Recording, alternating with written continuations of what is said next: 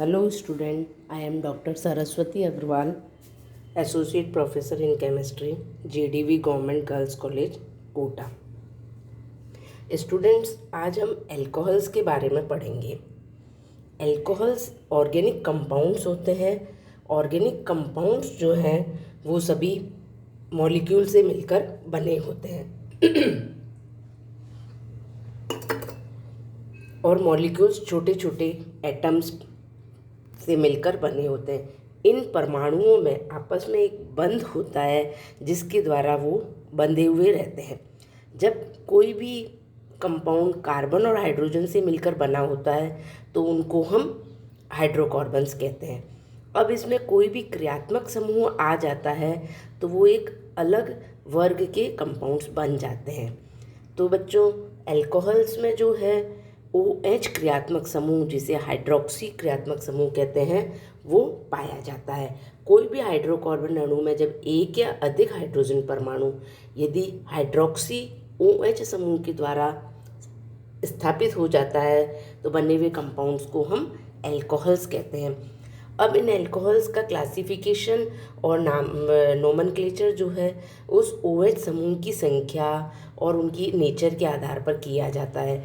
तो अलग अलग कैटेगरी में उनको कैटेगराइज किया गया है। अब यदि हम सबसे पहले OH समूह की संख्या के आधार पर इनका वर्गीकरण करें और उनका नामकरण करें तो हम देखते हैं कि यदि OH समूह एक उपस्थित होता है उस मॉलिक्यूल में तो मोनोहाइड्रिक एल्कोहल कहलाते हैं। जैसे मैथेनॉल में CH3OH एक कार्बन एटम है और एक OH समूह है। अब यदि किसी भी सब्सटेंस में दो OH समूह प्रेजेंट हो, हाइड्रोक्सी समूह प्रेजेंट हो, तो उसको डाईहाइड्रिक एल्कोहल कहते हैं। जैसे कि इथिलीन ग्लाइकॉल में दो कार्बन एटम प्रेजेंट है और दो ही हाइड्रोक्सी OH समूह उपस्थित हैं।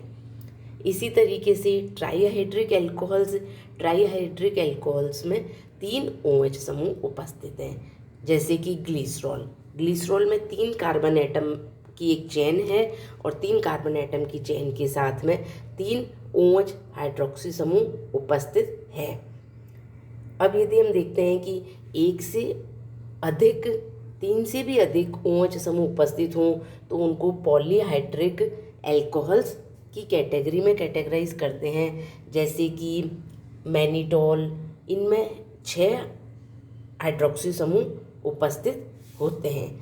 जब हम देखते हैं कि मोनोहाइड्रिक एल्कोहल का जो OH समूह है वो जो कार्बन एटम से जुड़ा हुआ है वो कार्बन एटम किस प्रकृति का है उसके आधार पर, उस समूह की प्रकृति के आधार पर एल्कोहल्स का वर्गीकरण भी किया जाता है। जैसे कि यदि OH समूह एक सैचुरेटेड कार्बन के साथ में जुड़ा हुआ है तो एल्काइल समूह के साथ जुड़ा हुआ है तो हम उसको एल्कोहल्स कहते हैं। या जैसे कि एक एग्जांपल है CH3CH2OH, इसमें 2 कार्बन एटम प्रेजेंट है तो इसे एथेनॉल कहेंगे या एल्कोहल भी इसका जनरल नाम है। एल्कोहल इसे ही कहा जाता है C2H5OH। इसी प्रकार यदि OH समूह एक अनसैचुरेटेड कार्बन के साथ में जुड़ा हुआ है, जैसे कि द्विबंध वाले कार्बन के साथ में जुड़ा हुआ है, तो उसे हम एल्किनिल एल्कोहल भी कहते हैं। एल्किनिल एल्कोहल जिसमें कि कार्बन एटम जिससे जुड़ा हुआ है और वो कार्बन एटम द्विबंध वाले समूह के साथ में जुड़ा हुआ है। और यदि OH समूह किसी त्रिबंध वाले कार्बन एटम के साथ में जुड़ा हुआ है तो हम देखते हैं कि ये अनसैचुरेटेड ग्रुप है और अनसैचुरेटेड ग्रुप के साथ जुड़े हुए होने के कारण वो एल्किनाइल एल्कोहल कहलाता है। एल्किनाइल एल्कोहल में OH समूह जिस कार्बन एटम से जुड़ा हुआ है वो त्रिबंध वाले कार्बन एटम है और इसके आधार पर हम एल्कोहल्स का वर्गीकरण किया गया है। इसी प्रकार से यदि OH समूह जिस कार्बन से जुड़ा हुआ है उस कार्बन की प्रकृति के आधार पर भी हम इनका वर्गीकरण कर सकते हैं और एक सीरीज ऑफ कंपाउंड बनाते हैं, तो जिनका सामान्य सूत्र हम CnH2n+1OH, अर्थात कि एक कार्बन एटम एक है तो हाइड्रोजन एटम उसका ट्वाइस होगा और +1 यानी कि CH3OH इसका फॉर्मूला बन जाता है। इनको मेन 3 कैटेगरी में कैटेगराइज किया गया है, प्राइमरी अल्कोहल, सेकेंडरी अल्कोहल एवं टर्शरी अल्कोहल। अब यदि OH समूह प्राइमरी कार्बन के साथ में जुड़ा हुआ है, अर्थात एक कार्बन दूसरे कार्बन से सिंगल बंध एकल बंध के द्वारा जुड़ा हुआ है, वो प्राइमरी अल्कोहल कहलाता है। OH समूह जिस कार्बन से जुड़ा हुआ है वो 2 दूसरे कार्बन से जुड़ा हुआ है तो वो सेकेंडरी अल्कोहल कहलाएगा। और यदि OH समूह जिस कार्बन से जुड़ा हुआ है वो 3 कार्बन से जुड़ा हुआ है तो वो टर्शरी अल्कोहल कहलाता है। और उसको इस एग्जाम्पल में हम देख रहे हैं कि 4 कार्बन का ये कंपाउंड है तो टर्शरी ब्यूटाइल अल्कोहल। मेन जो इसका ग्रुप है वो COH ग्रुप प्रेजेंट होना चाहिए। अब इनका हम नामकरण करते हैं। नामकरण करने पर देखते हैं कि कुछ अल्कोहल्स को उनके पुराने नामों से अधिक जाना जाता है, तो इस सिस्टम को हम ट्राइबल सिस्टम कहते हैं। इस पद्धति में एल्काइल ग्रुप के आगे अल्कोहल जोड़ दिया जाता है, जैसे कि OH ग्रुप किसी भी कार्बन से जुड़ा हुआ है। तो हम देख रहे हैं कि ब्यूटाइल ग्रुप जुड़ा हुआ है 4 कार्बन का, तो ब्यूटाइल अल्कोहल। इसी तरीके से तीनों ये हम देख रहे हैं कि एग्जाम्पल्स जो हमारे पास में ब्यूटाइल के ही एग्जाम्पल हैं, लेकिन नाम इनके normal butyl alcohol, secondary butyl alcohol, isobutyl alcohol एवं टर्शरी ब्यूटाइल अल्कोहल नाम दिया गया है। ये इस आधार पर है कि कार्बन जो OH समूह है वो कौन से कार्बन से जुड़ा हुआ है, प्राइमरी, सेकेंडरी और टर्शरी कार्बन के साथ में जुड़ा हुआ है, तो उसी अनुसार उसका नामकरण कर दिया गया है। अब हम देखते हैं कि इनकी जो नामकरण करने का सिस्टम है और कार्बिनॉल के आधार पर किया गया।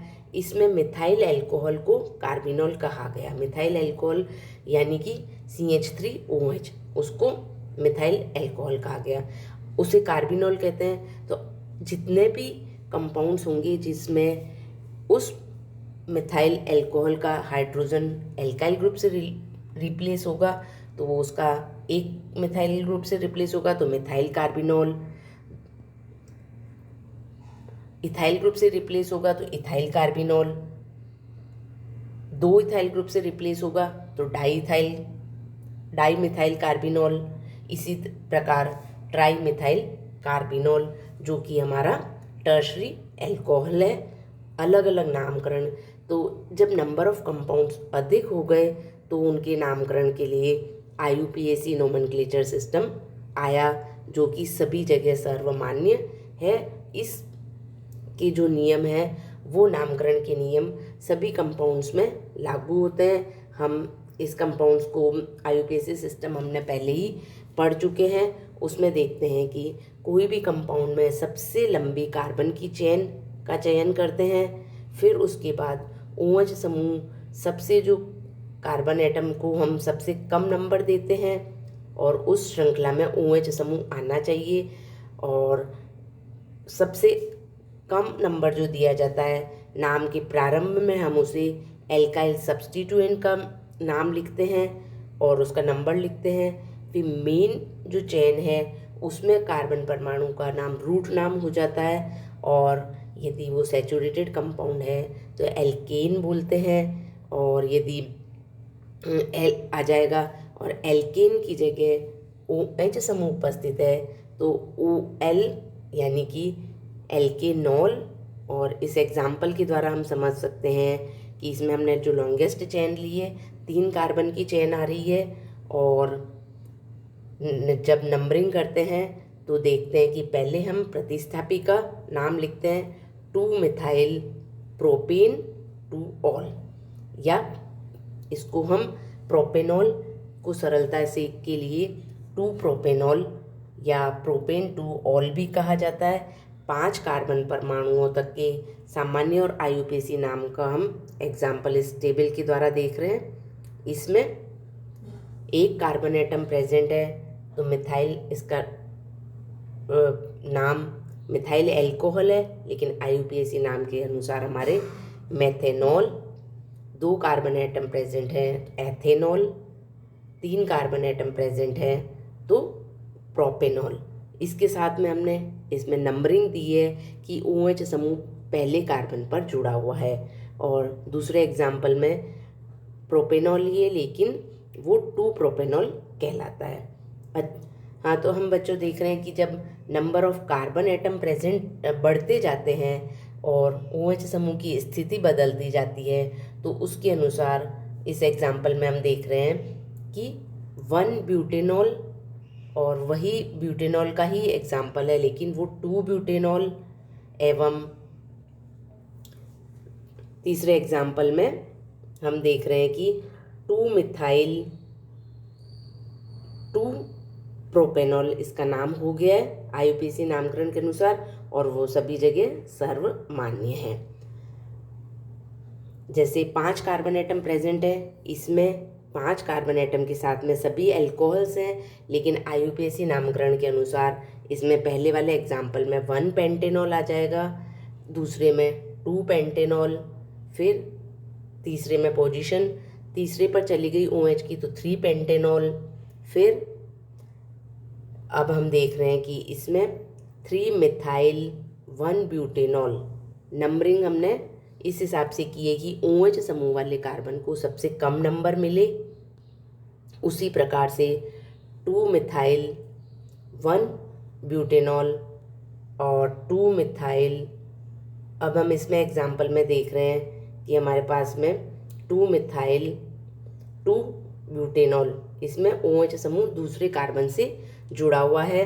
इसी प्रकार से इसमें देखते हैं 3 मिथाइल 2 ब्यूटेनॉल, और जो नियोपेंटाइल अल्कोहल कॉमन नेम है उसका आईयूपीएसी नामकरण देखते हैं, तो हमने देखा कि 2,2 डाई मिथाइल प्रोपेनॉल। इसमें जो कार्बन की चेन ली है 3 कार्बन की चेन आती है, और OH समूह वाले कार्बन को हम सबसे कम नंबर देंगे, और इस हिसाब से 2,2 डाई मिथाइल 1 प्रोपेनॉल 1 नंबर को हम नहीं लिखते हैं, तब भी वो 1 ही माना जाता है, और उसके अलावा नंबर होता है उसको हमें रिप्रेजेंट करना आवश्यक होता है।